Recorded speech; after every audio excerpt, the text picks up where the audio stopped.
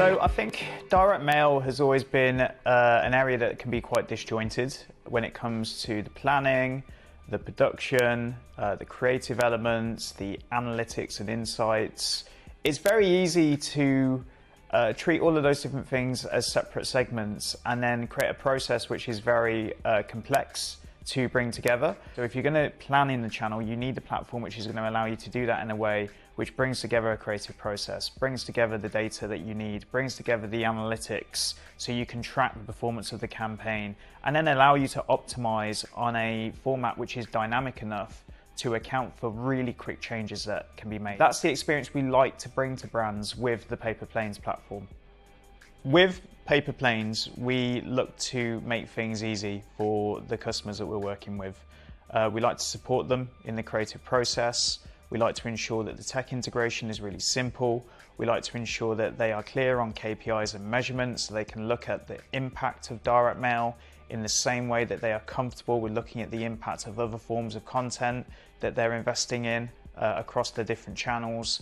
We allow them to really plan creatives and campaign KPIs and analytics all in one kickoff and onboarding, and we give them access to in-flight so they can see the data themselves, how long it's taking customers to come back, and what they're doing after they have reached them with direct mail. And that's really, really important because this channel can be really hard for attribution, and it can be really hard to get that understanding of what it's doing to drive sales.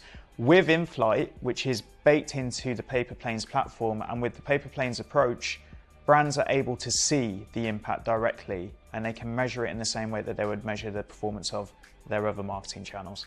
Direct mail, by nature, is going to take, up to 5 days to land with customers in home.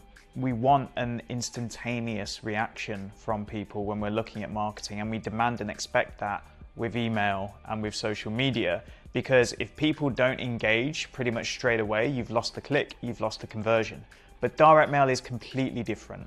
If you trigger something and it lands in a customer's home, the one thing we'll always stress to the brands we work with, regardless of whether their website is built on Shopify or any other type of platform, is you've got to wait for the customer to come back. If you look at an attribution window for direct mail, it can be 3 days, the mean might be somewhere around 12, but people will be coming back 60 days later to convert off of direct mail campaigns. The great thing about the channel is it's a tangible asset that sits in home. So it is going to support everything else that you're doing. It's going to give you the result that you're expecting to see, but it's probably going to give it over a longer period, is our experience.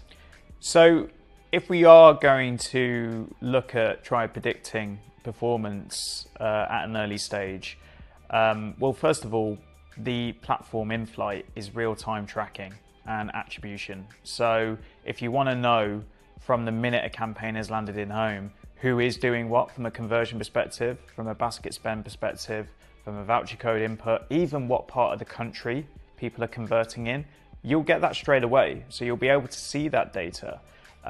What you should expect in the early stages is A/B optimization to be different, of course. So if you're running different campaigns, you're going to have a different result coming from one of them, all being well, or you may not. I mean, that's the beauty of optimization. But you should expect some sort of comparison to campaigns because they'll all land at the same time. But you will notice that these results for this always on channel will trickle, they will get better over time. And as they begin to improve, you'll see increased conversions and sales and basket spends. Repeat purchase rates will start to kick in. So you've got to keep on that dashboard regularly so you can actually track how the conversions build over a longer time frame. This is one of the channels that really shows a customer that you've gone to some effort to send something out to them. And I think that the effort then is acknowledged, and that pays off in the stronger results. So if you think about the potential for direct mail, it's really limitless. You're going to get something that engages all 5 senses. It's going to increase brand recall as a result.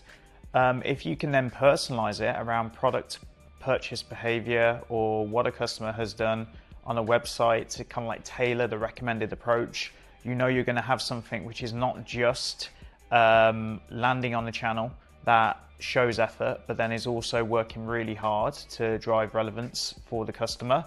That is really maximizing it to its truest potential.